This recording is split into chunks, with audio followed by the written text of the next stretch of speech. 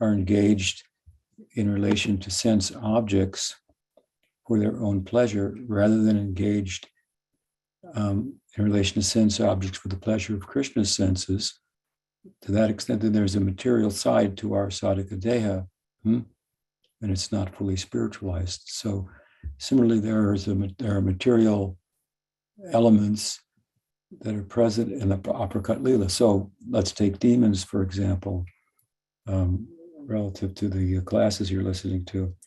Obviously, they're not fully spiritual, and there's some background, karmic background, aparad background, that may be the case, to their appearing in the lila as they do, and Krishna's dealing with those elements. So in that way, the prakat lila it includes some material elements, progressing sadhakas also. You see, there are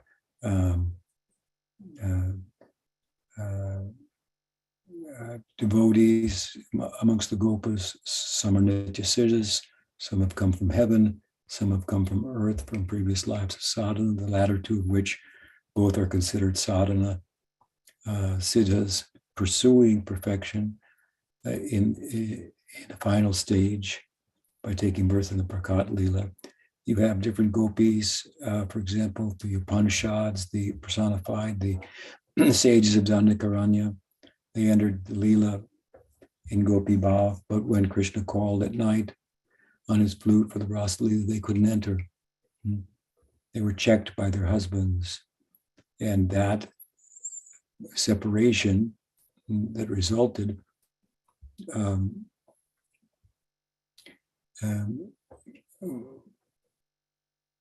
carried them, the intensity of love that resulted from that, carried them into the perfection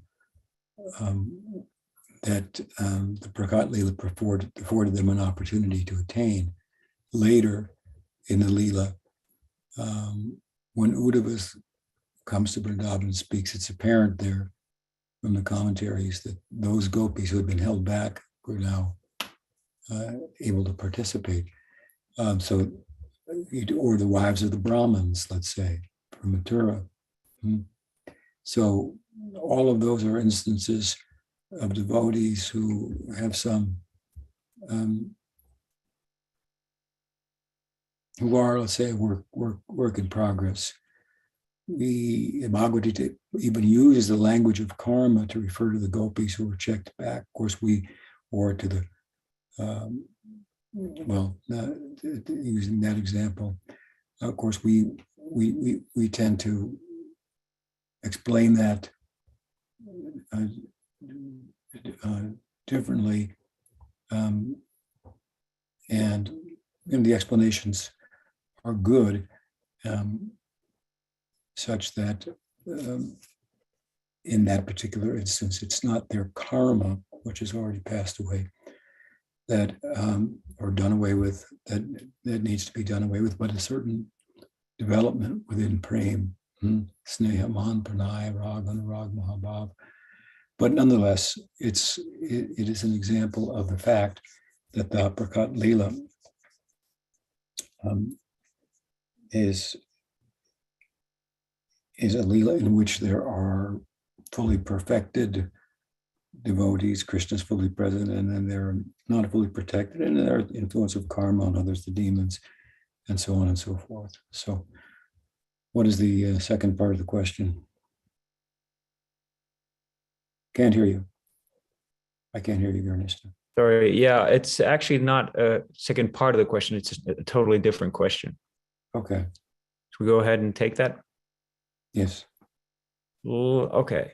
So she says, in Jaiva Dharma, in the Praman and Prameya chapter, in explaining Bhagavan's qualities, Bhaktivinoda Thakura says that Gyan and Vairagya are only attributes of the quality of fame and not qualities on their own. He goes on to say that it is because they are originally the features of the impersonal Brahman. This section makes me really confused. First of all, how can knowledge and renunciation come from fame and not the other way around? And then how can these be features of Brahman who is inactive and has no way to express neither of them? Yeah, that's basically it. Well, I'd have to look at the section. I don't recall that section. But I think that probably Bhaktivinoda Thakura is speaking about those who pursue that ideal rather than those who have attained it, which would answer the second part of your question. Those pursuing it and attaining it may be driven, seems to be what he's saying, more by fame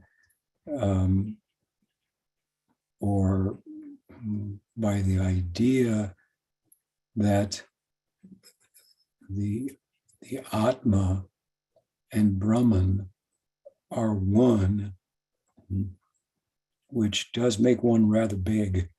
And let's say, as much as God is famous, that's one of his qualities, that would make you, the individual, similarly famous. Whereas in devotion, of course, we see ourselves as one in a dynamic sense, one in love, and as such, a servant, and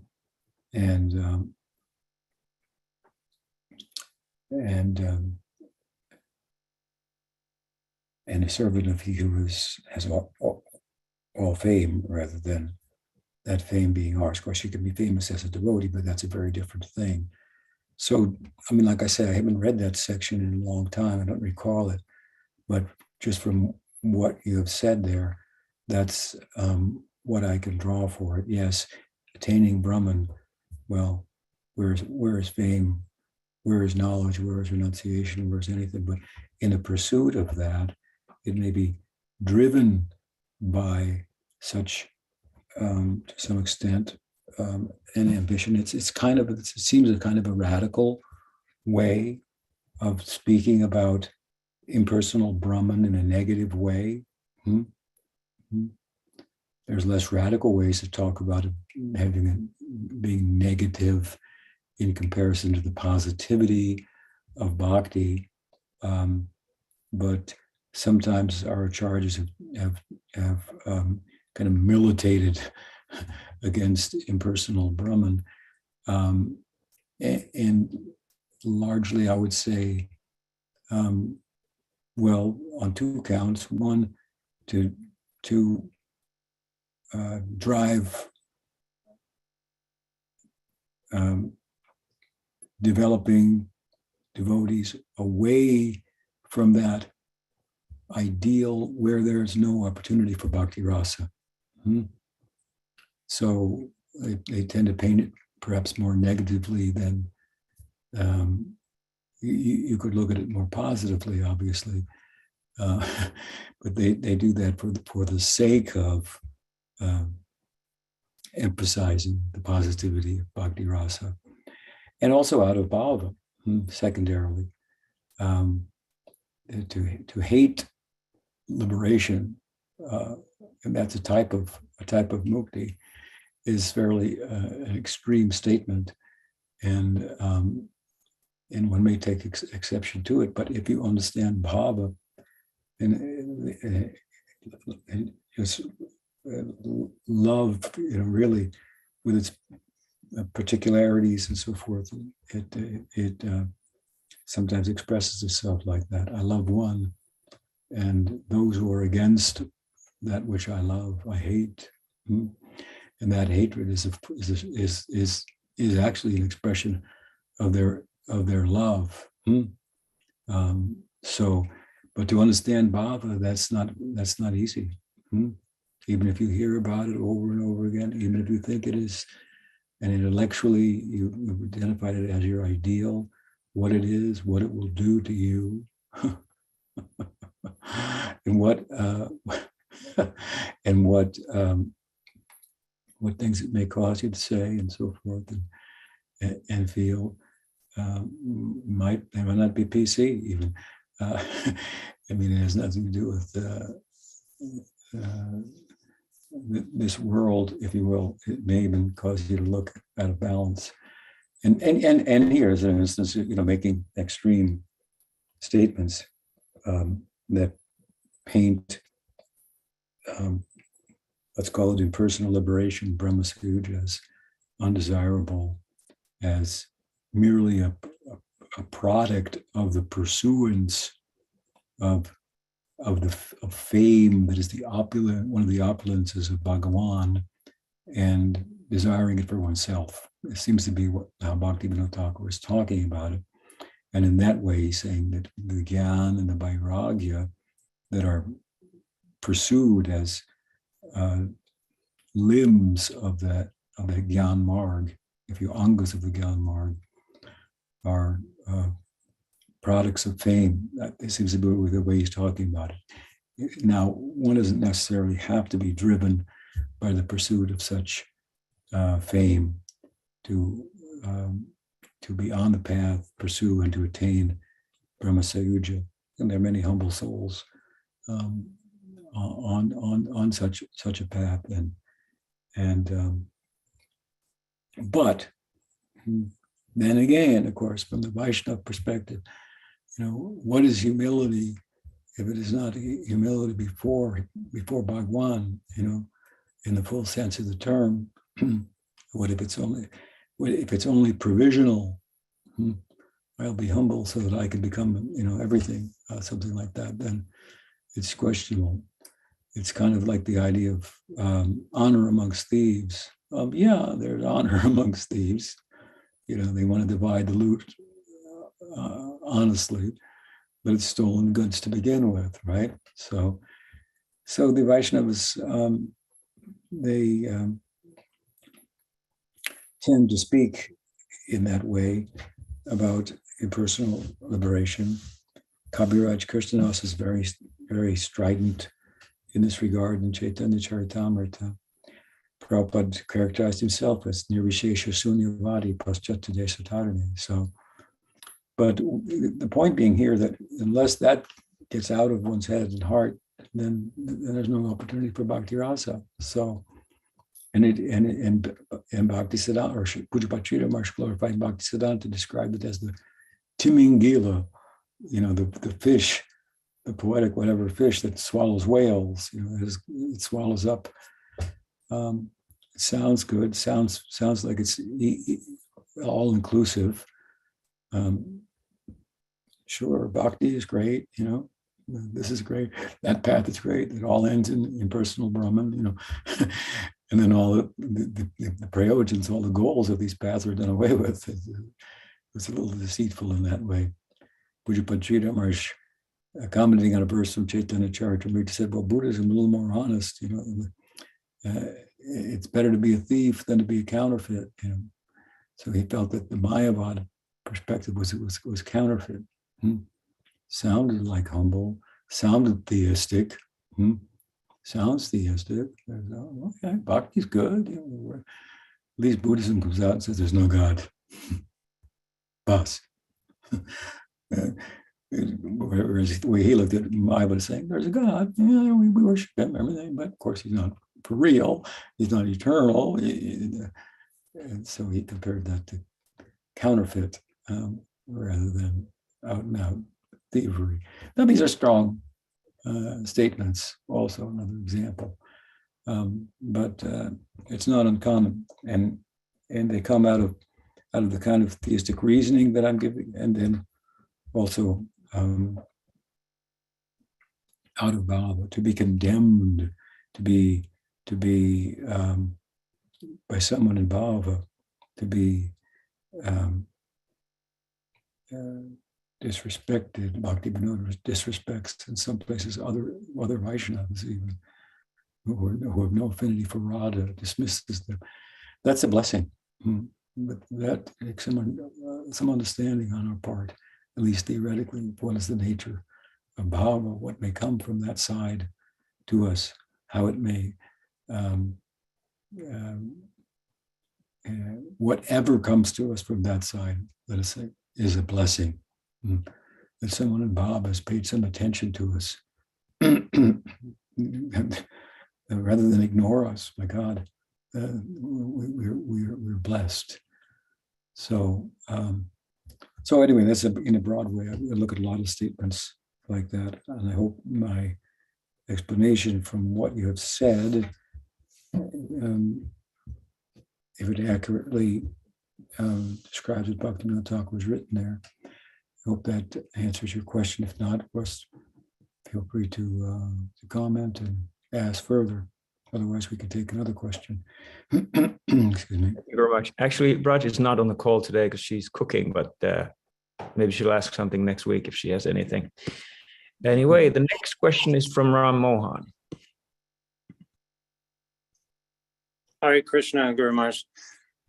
My question is, I just need to pull it up, the verse. It's a verse, or a couple of verses from the Caitanya-caritamrta. A small group of us have recently started reading the Madhya Lila, and so Lord Chaitanya is obviously in intense separation, but in these two verses, it's verse 42 and 43, he says that there can be no separation. So the first verse, love of Godhead, devoid of cheating propensities, is not possible within this material world. If there is such a love, there cannot be separation. For if there is separation, how can one live? And in the following verse also, he says, pure love for Krishna, just like gold from the Jambu River, does not exist in human society. If it existed, there could not be separation. If separation were there, one could not live. So I was confused by that. Him saying separation, if separation were there. You're confused because you were thinking, well, it's love and separation is a prominent aspect of prema. There's separation and union, and there's separation. There's union and prema, sambhog and vipralambha, and there's separation. And here he seems to be saying there is no separation. But what he's saying is that one cannot tolerate separation. If one can tolerate separation, then how can there be love? Separation is intolerable, and it fosters union. So he's saying, in this world, there's no love of Krishna. So to the extent that I'm in this world and content with the separation, that he's not talking about here separation in the context of love of God. There's separation in the context of love of God. In the context of the union, there will be meeting and there will be separation, meeting and separation. He's speaking in a more broad way here about the fact that in the material world, there is apparent separation from Bhagavan. One's living in the illusion of his absence. To the extent that one could live in the material world and tolerate that separation, one cannot have love of God. If one has love of God, one cannot tolerate the separation that results from separate interest. Within the context of the lila, the separation is not resulting from separate interest. It's the ebb and flow of the lila, the high and low tide of the lila.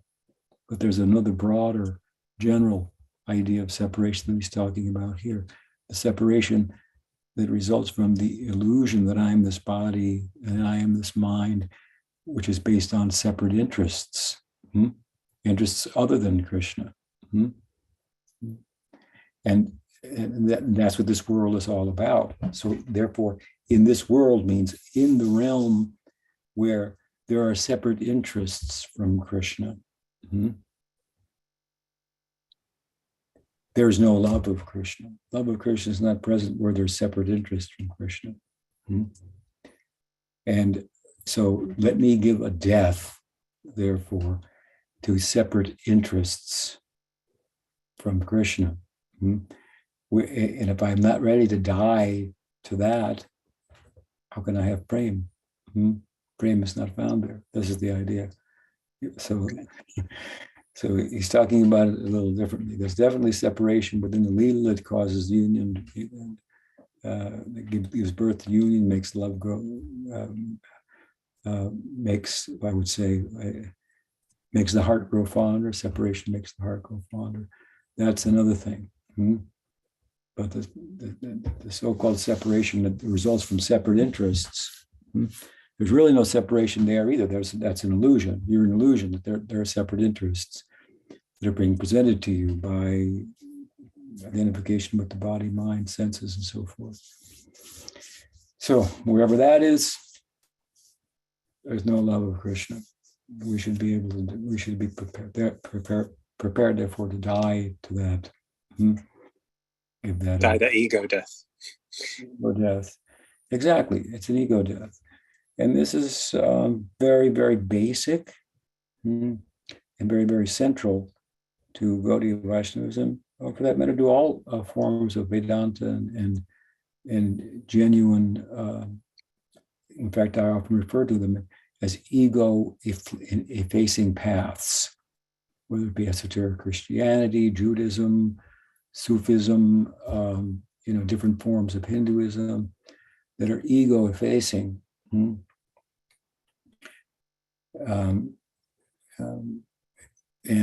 Gaudiya Vaishnavism is one such path. There we have something in common. There we have real spiritual paths that are ego-effacing, and this is the all in all in some traditions, and it's the beginning in Gaudiya Vaishnavism to efface one's material ego, chitta dharpana marginal.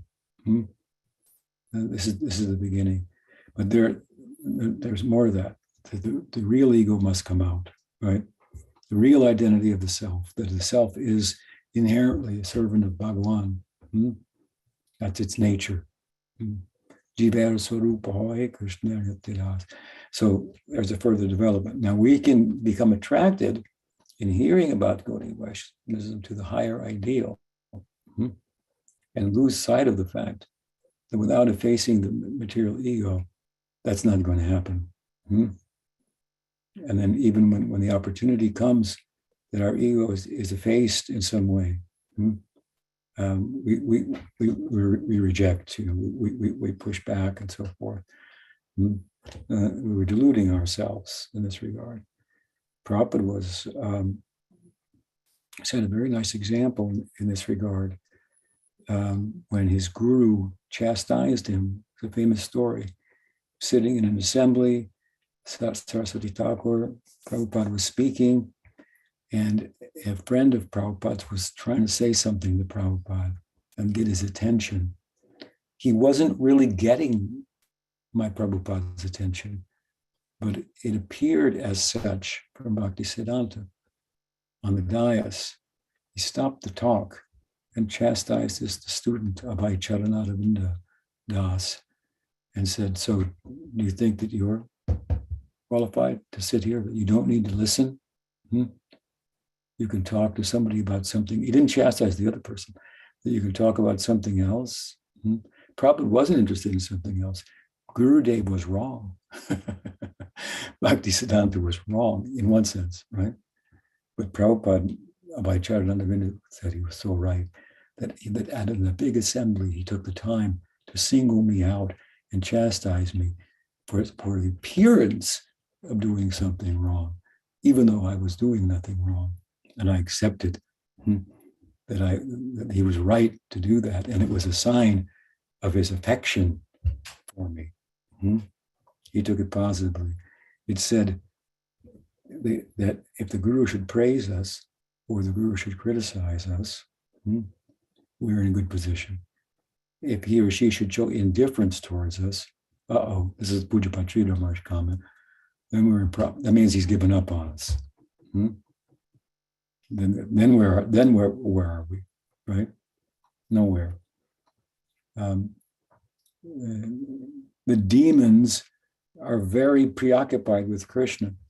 That's the goal, to be preoccupied with Krishna, to get his attention, right? They may be in a better position than those who are just uninterested, right?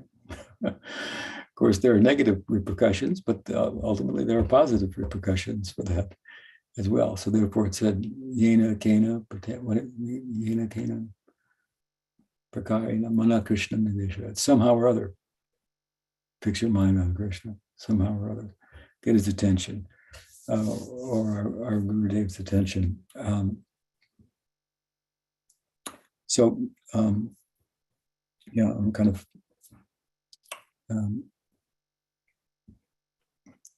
expanding a little bit, but some thoughts that come to mind. The example of Rupa Goswami chastising Jiva Goswami. It's very beautiful, right? Balabhacharya had criticized a verse of Rupa Goswami where he said that he seemed to criticize Jnana and karma. They have to get out of their heart. And Balaba thought, well, Jnana and karma, these things are recommended in the scripture, so we can't criticize them. He left. Jiva Goswami followed after him and said, actually what Gurudev said is the desires for Jnana and karma are like witches that haunt the heart, not Jnana itself and karma, which are advocated by the scripture for different people who have only adhikar for that, rather than adhikar for bhakti. So he's not criticizing Jnana and karma, but the desires for them. If they're in the heart, they haunt the heart, and bhakti won't come in, which is what Rupa Goswami was saying. So he corrected Balaba. But Rupa Goswami chastised Rupa Goswami for wasting his time in correcting Balaba and banished him from his company. It wasn't until much later that at the behest of Sanatana Goswami, Rupa Goswami allowed him back in again. And Jiva Goswami just accepted. There's value in accepting such, in terms of the formation of our spiritual ego, the awakening manifestation of our spiritual ego. There's very positive value in accepting such ego-effacing kind of reactions from sadhus, from our guru, from looking at the examples in the scripture like this. I'm citing one here. There's value in that. Even if, Jiva Goswami could have gone back and said, well, no, Rupa, Gurudev, I was defending you. I explained it like this. I was actually right. I was defending you. You're criticizing me. What value is there in that? How will that help to eradicate the false ego? And how will that help to develop the serving ego? It won't help it at all. So you see what we're doing here is it's a little difficult to understand sometimes. We can throw out so many considerations from the material world, what might be right, what is, and call it progressive, Vaishnavism or something, and it's antithetical to what Vaishnavism is about and to what we're actually trying to accomplish. So it's very subtle. The scripture, you look at the examples in the scriptures about how to deal with things. If I would give just answers from the scriptures to some of the questions that I've given, people would be shocked if I just said, next question. Chaitanya Mahaprabhu did this, banished, what was his name? Chota Haridas. Chota Haridas, just leave it at that. But these examples are there that speak to us, that this is a transcendental path. It's not, we're not interested in humanistic Vaishnavism, humanizing it. And from our human, rational, cultural, and social rationalizations, which are so relative to the time and the circumstance, that people will laugh at it, be shocked at it, appalled at how we thought in 100 years from now. That you could go to a gas station and pump oil, into your car to run around. People would think, what the, if the world's still here, so to try to make Gaudiya Vaishnavism fit into human social and psychological perspectives, entirely, there's somewhere, but entirely, we take the transcendence out of it altogether. We should be careful about that. To reform Gaudiya Vaishnavism is not for a neophyte. That's for a Bhaktivinoda Thakura, and they're one in a million amongst great devotees. Gaudiya Vaishnava, Bengal, West Bengal is defined by two historical periods, pre-Chaitanya and post-Chaitanya. That's who Chaitanya Mahaprabhu was in West Bengal. And what West Bengal and the Bay of Bengal is to the whole world, that's very interesting from a political, from a economical, and many other angles of vision, perspective that people are unaware of. It's like some remote place, West Bengal, where the hell is that? But if you look at it carefully, you see it's actually a very important place, geologically, and of course, it is where the Ganga enters into the ocean, right? The bay, the biggest bay in the world, right? It connects the east with the west, actually, oceanically speaking, and it's from there that this bhakti that was previously just hidden in the ashram of Vyas. Madhava had to go to the ashram of Vyas to have his own Vaishnava commentary in opposition to Advaita Vedanta approved, and that has come down like the Ganga comes down to the Bay of Bengal. That Krishna Bhakti of the Bhagavatam in the form of Chaitanya Mahaprabhu, and sending it out, to the whole world. What's the point? So anyway, very very special dispensation, and Chaitanya Mahaprabhu, Bengal is defined by pre-Chaitanya, post-Chaitanya, and we shouldn't let it be defined again. And how to preserve that is the figure, the person of Bhaktivinoda Thakura. There's no person in the post-Chaitanya era who is more significant in Bengal history in terms of emphasizing this point that Bengal is divided in two periods than Chaitanya Mahaprabhu, than Bhaktivinoda Thakura. I mean, Bhaktisiddhanta Saraswati Thakur compared himself to a straw in the broom of Bhaktivinoda Thakura, who Bhaktivinoda Thakura considered himself a sweeper. He's out sweeping the street, which later become known as Bhaktisiddhanta Marg in Mayapur, for his vision of the Panchatattva performing Nam Sankirtan. And Bhaktivinoda said, I'm just a sweeper. And Bhaktisiddhanta, what did he say? And I am a straw in the broom of Bhaktivinoda Thakura.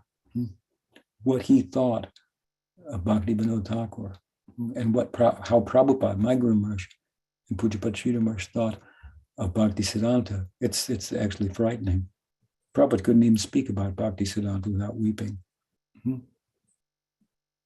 He was tight-lipped about Bhaktisiddhanta to a large extent. And when, on the days of his appearance, when he would try to say something, he became very, very emotional. And Prabhupada was no small person. What he did, this is an incredible chapter in the history of Gaudiya Vaishnavism. Unique. I mean, there'll be other ones in the future, and there are ones in the past that are extraordinary and unique as well. But this is like one of them. We're like part of it. We're like born out of it. It's just absolutely incredible. And the person behind it, the energy behind it, thought himself to be a member of Bhaktivinoda's movement, he said, Prabhupada, a follower of Bhaktisiddhanta, and how small he felt in relation to Bhaktisiddhanta. Who was Bhaktisiddhanta? So to be a reformer of Gaudiya Vaishnavism, do you even know what it is? Do you even, and maybe you ought to get it before you can reform it.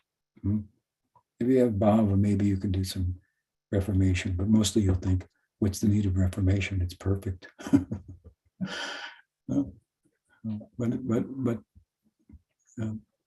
Yeah, so nowadays there are the reformers.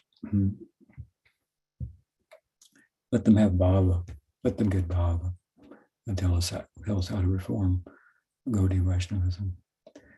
So obviously that I've drifted far from your question, and I don't know how I got there, but there's a little bob in that. Thank you so much very much. The feeling in that, feeling for the subject, for the topic, Krishna Bhakti, Bhagavan Sri Krishna ki jai, Radha Krishna ki jai. What else? Is there another? There's actually a follow-up from Gayatri. She says, Guru Maharaj, with so many distractions in the world nowadays, would you say it's harder to practice Krishna Bhakti and focus the mind than any other yuga? Well, it's harder in Kali Yuga in general, right? Mm-hmm. That's the idea. Therefore, other paths, if you will, yuga dharmas for other ages are not applicable to bhakti because people don't have that kind of concentration ability. There are more distractions and so on and so forth. Of course, now at the same time, the system, scripture and the system of revelation compensates for that by way of advocating the path that is so simple, which is Nam Sankirtan, chanting the holy name. That is the central practice of Gaudiya Vaishnavism, and it is the Yuga Dharma, to chant the names of God, and the Hare Krishna Mahamantra in particular, as stated in the Upanishad. Iti sodasakam nam nam kalikal mashanasham. Hare Krishna, Krishna Krishna, Hare Hare, Hare Rama, Rama Rama, Hare Hare. So that is so easy that people in Satya Yuga can't, their minds are too sophisticated. They just can't relate to such a simple process, could give such a high ideal. They need something more complicated. Similarly, in Treta and Dwapara Yuga, to a lesser extent, but the same is true. In the Kali Yuga, we think chanting Hare Krishna is hard. Yeah. And I taught an ex-disciple of mine from some years ago who left my guidance, who came to me from a family of Gaudiya Vaishnavas, asking me to teach me about his family's religion, which I did. And then he criticized me for teaching about it, which I taught accurately. But anyway, it happens. It's part of the territory. It happened to Bhaktisiddhanta. Even Chaitanya Mahaprabhu's own personal assistant in Bengal caused a disturbance for him. Anyway, so one time before he departed, he said to me that I was emphasizing to him that, if you have to give your all in all to this. You have to give your all in all if you want to get the results. It's not hard to give everything to make the chanting, for example, for an allotted number of rounds or period of time every day, the focus of your life, the hub to send, and give your all in all to that, and more. Of course, I was asking more of him. He was living in an ashram,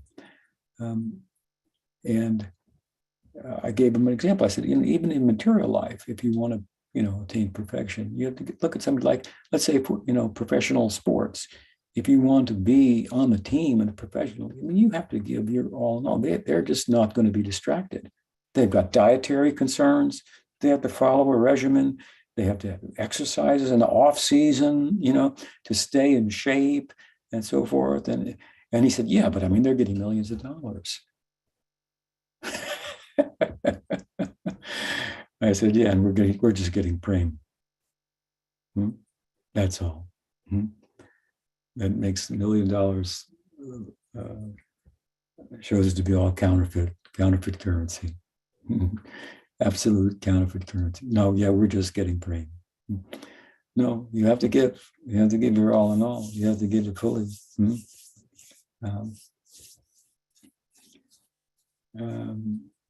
So was I responding to a question there? Or?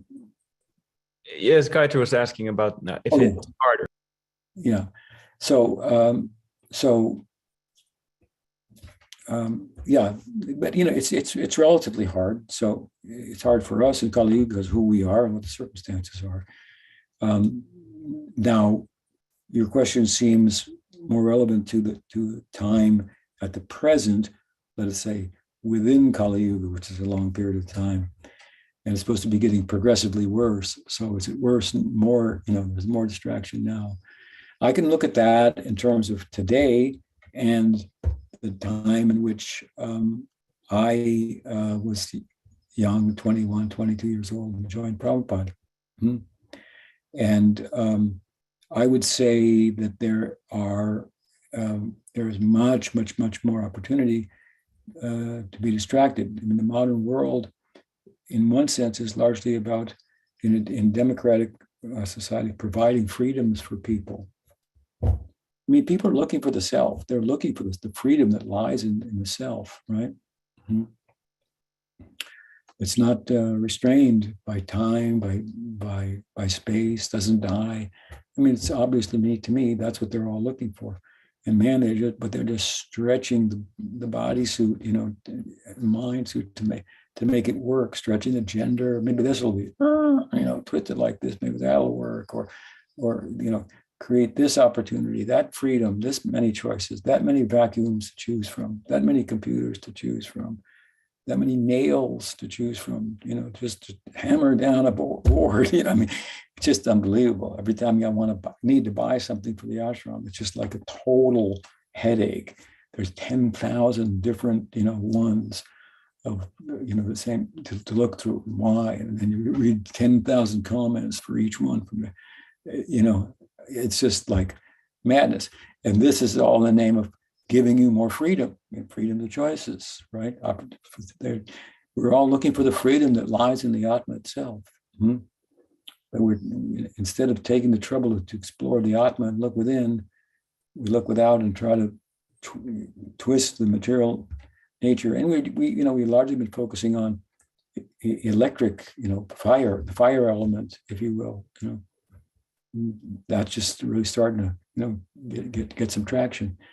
We haven't even gotten, materially speaking, to sound, the results of sound. There was an experiment in Harvard some years ago where through sound, they created fire. And that's, of course, if they want to look at Sankhya, fire comes out of sound. First the sound and the sight. So in ether, there's sound, right? And so what can you do with sound? And of course, the Vedantists, they've centered on that. If you want to look at the quality of ether, which is most subtle in matter, is quality of sound. Let's manipulate that, the most subtle element within the material world, to change our circumstance. This is the idea of mantra.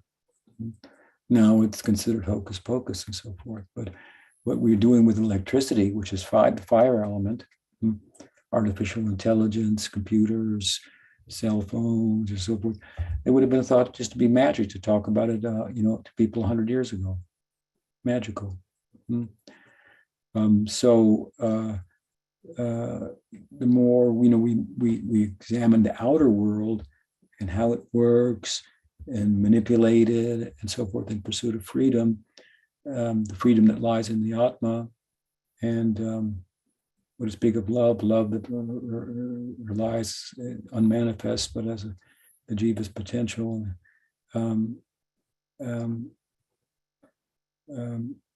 It can serve as a distraction, to answer your question. So comparatively, nowadays, it's hard for people to avoid.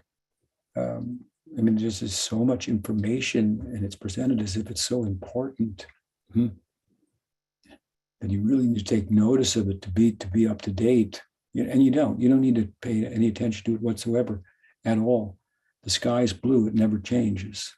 So the knowledge of Vedanta, what is the Atma?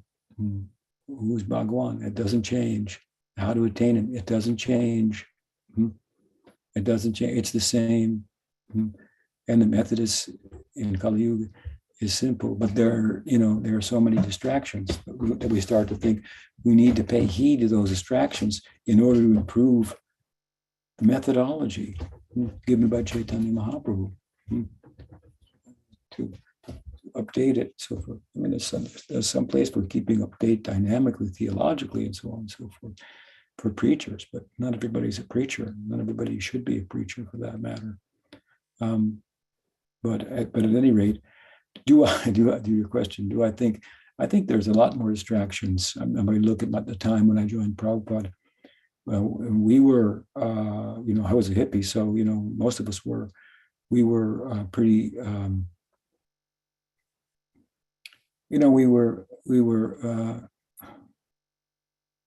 we dropped out. We turned on, tuned in, and turned on. However that goes.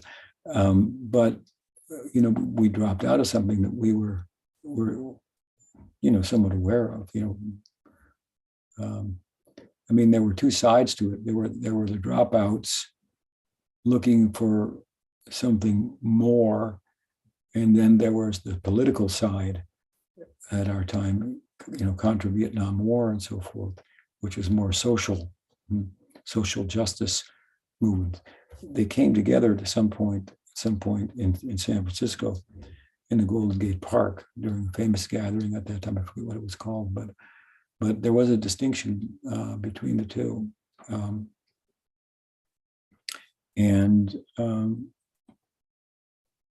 I was more concerned with the former than I was with the Vietnam War, with the possibility of something that transcended.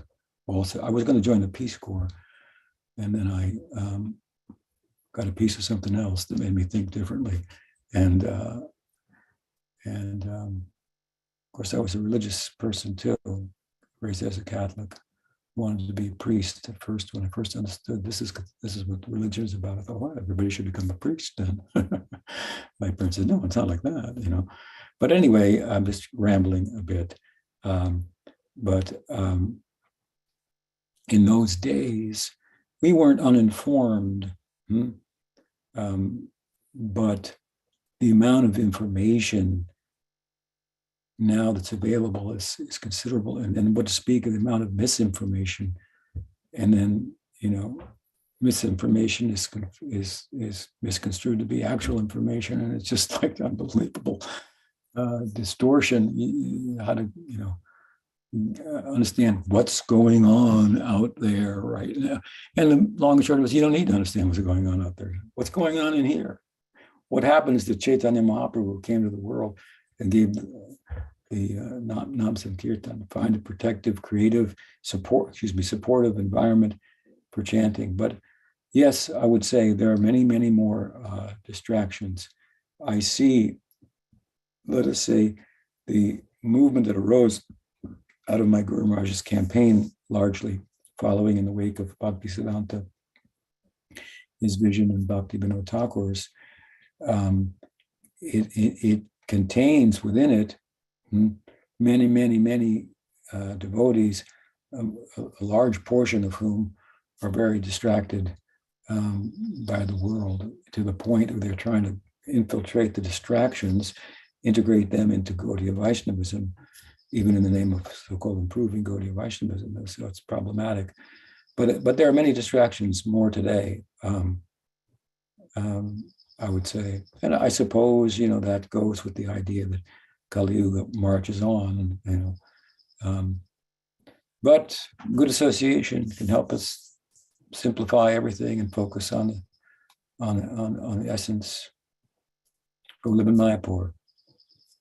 Simple. Costs $100 a month to rent a flat. Live on the bank of the Ganga.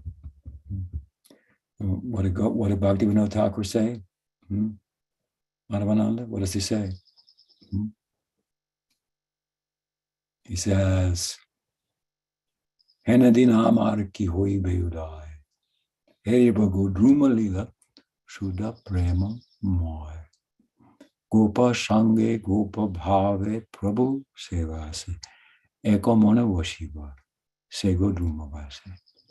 Oh, when will that day dawn? When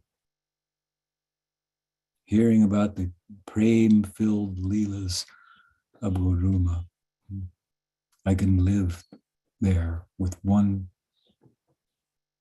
focus. This is yoga, real yoga. We have to be one-minded, with one-minded focus. I can live in Godrum in the bhav of a gopa and serve Prabhu Gaur there. Prabhu Gaur ki jai, Gaur Nityananda ki jai, Godrum lila ki jai, Mayapur Dham ki jai, Gaur Bhaktivinoda ki jai, Kali Yuga ki jai. So we have a few more minutes. I had an interesting anecdote about what you said to that former disciple about even like sports stars and athletes, they're like completely one-pointed. I was just listening to something about that. And apparently they even do this like material form of lila smaranam. Like it's very common that they visualize every single detail of the game that they're going to have, like every single detail. And it's this continuous meditation. Like when they go to sleep, it's going in their minds. When they wake up, it's going in their minds. So it's like very similar. It's just that they get something so much less. Yeah, they get so much less. Yeah, but yeah, we would a good example that they give. You're trying to become this is your idea. You want to become a praying bhakta. If you want to become a pro soccer player, football, baseball, whatever, see how they live their lives. If you want to become a politician, you want to attain real, in any field, you really have to dedicate. If you want to be a doctor, you can't just go to 4 years of college. After that, you got to go to 4, 6, whatever it is, 8 years of another school, And typically, in that time, you want to be a lawyer, you got to go to college, and you got to go to law school. And typically in that time, you really don't have time for anything else. You don't have time to get a separate job. Therefore, there's some funding. You borrow money. And it consumes your whole life. You borrowed money. Then you become a lawyer. Then you have to focus in order to pay it all back and so forth. And obviously, there's some room there that they have for relaxation. But we have time for some joking too. Right? In the context of bhakti, sometimes Prabhupada say, okay, let's have some fun. I need to tell a joke. We couldn't always understand his Bengali jokes, but it was fun to hear him say them, recite them. Or he liked the comedian Charlie Chaplin. I guess he was a comedian. He liked him.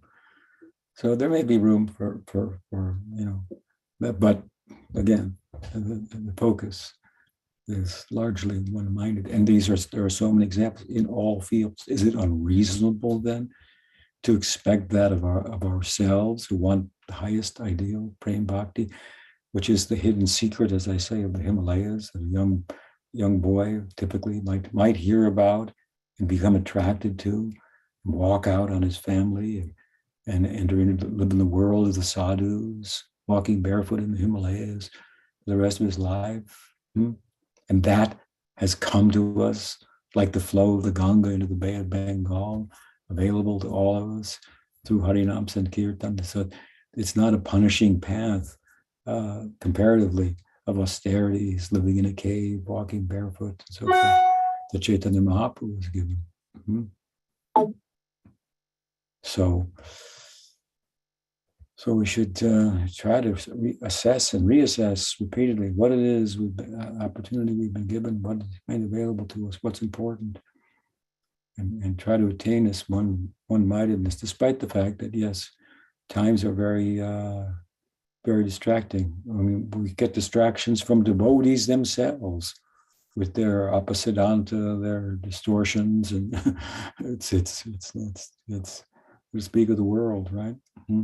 So it's very important to have a guru and follow your guru. So much of this, I find, Gaudiya Vaishnavism untethered to a guru. And someone's out there preaching and coming up with some idea. What is the meaning of that? What else? Is that it? If you don't mind very much, I had one follow-up thought and a question. So I started thinking what is this faulty paradigm that makes, it's actually quite common that you pointed out that devotees do tend to think that it's okay to put your all in all into some kind of material endeavor, like you mentioned, but that Krishna consciousness should come easier. And so I started thinking, could it part of that like faulty paradigm be that when you try to endeavor in the world, it's all up to you? But there's this idea about Krishna consciousness that there's another person on the other side. Why isn't he kind? Yeah, why isn't he extending? Take me there. We shouldn't have to try so hard, you know.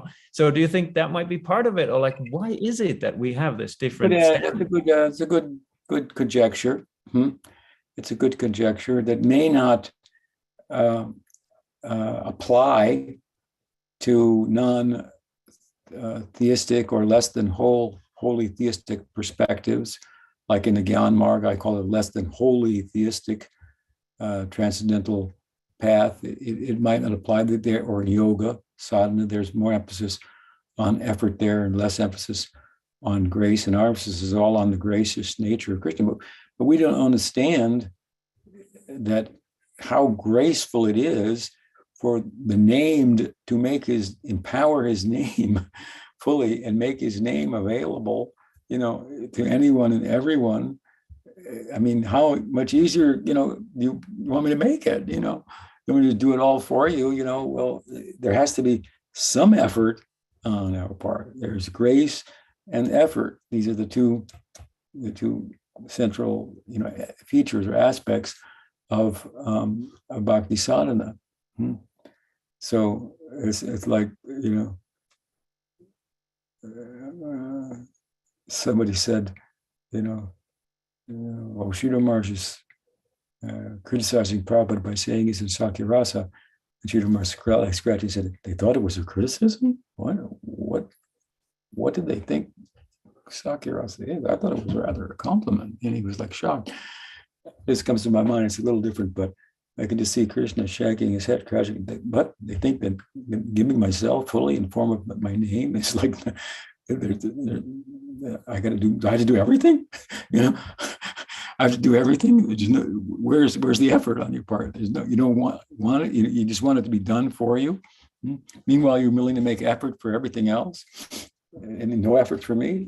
I mean, what's the deal here? Where's the love? Krishna gives. That's a fact. That's Bhava Bhakti. Krishna is given.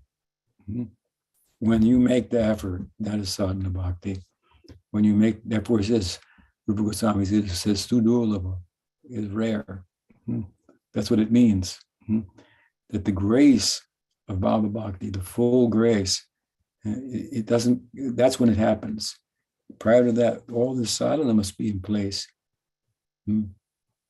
for him to bestow that grace. You have to want it. If you want it, then.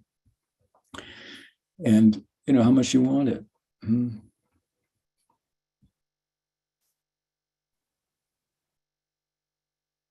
to every extent that you want something else, then you don't want it. So why should you get it? You don't want it.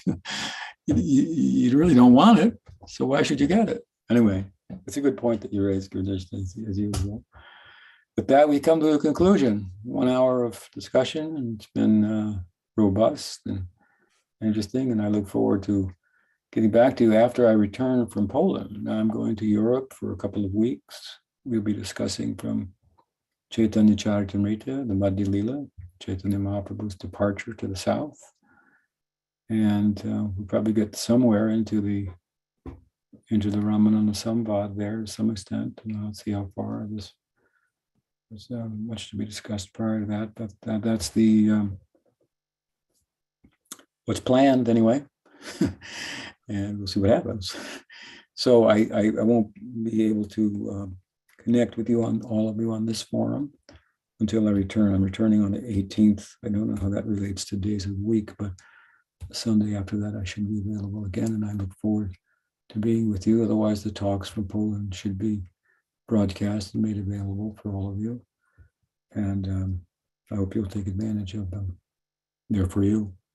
It's mercy. I'm giving them for you. Gaur Bhaktivinoda ki jai. Gaur Premanande. Srila Guru Maharaj ki jai. Whew, that was a good one. I kind of lost my train of thought here. Okay, so there's two Sundays that Guru Maharaj won't be giving classes. That's the 9th and 16th of this month. And then I think it's the 22nd, he's going to be back here and we're going to resume the classes. But in the meantime, of course, we have our Tattva Vivek classes going on. Let me pull it up here. The next one's going to be Madam Mohan's class, diving deep into the Bhagavad Gita introduction. And that's next Thursday. And I have not talked to the Polish devotees yet about live streaming the classes. It's a little awkward time for me in terms of all the service here in Audaria, but I'll look into it and maybe somebody else might be able to stream at least some of them. So we'll get some of the classes streamed. But I think that's it for now. And I'll see you guys hopefully on the Polish stream. Haribo. Haribo. Yes? Yeah, I was just saying, sorry, my camera's not working here. Yeah, I'm going to stream them in Poland. Nam Rasner asked, so we'll have them streamed for sure. Perfect. Do you know at all like what times roughly? I'm not too sure of the house programs. I think the morning programs at like 10 a.m. Polish time, I think, but I'll double check. I'll get back to you, and I think it's okay. So I don't know how that translates. Yeah, we'll make a little flyer and I'll post it on the Sri Chaitanya Sangha Facebook group. Okay, I hope to see you all guys soon. Haribo, Haribo.